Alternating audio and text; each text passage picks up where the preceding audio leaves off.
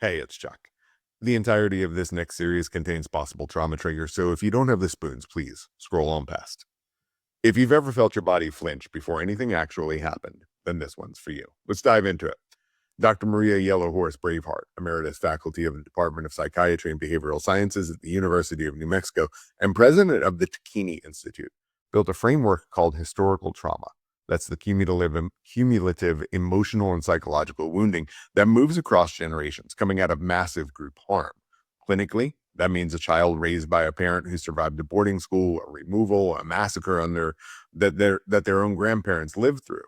They inherit more than the family story. They inherit a nervous system that was built for a danger that was real, even when the danger in front of them right now isn't real.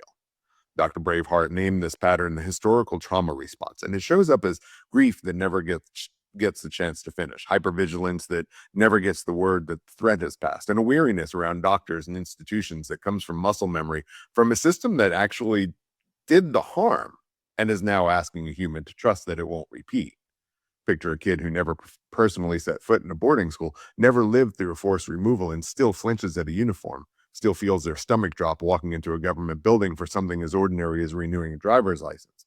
That reaction might look irrational from the perspective of a non-BIPOC person, but it really isn't. It's an inherited alarm system built by people who had every reason to build it, still doing its job decades after the original threat changed shape.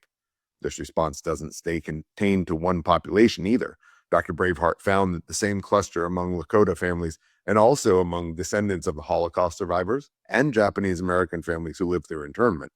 This gives a human walking into a therapy office with anxiety or addiction or a relationship pattern that makes no sense to them the actual language for where that pattern came from. A response that made complete sense the first time it happened and just never got the update since. That's the part worth sitting with. None of this got chosen. It got absorbed early by people who had never had the words to question it, and it kept getting passed down quietly the same way until someone finally had a name for it. Over the next few days, I'm walking through the mechanisms that the specific institutions that built it and the language that got taken from the people and later became a weapon that nobody saw coming. I'm Chuck, the Bald Therapist. Work on you. Take no bullshit, but know that sometimes your emotions that you feel come from inherited ancestral suffering. Remember that you matter, and have a gentle rest of your day.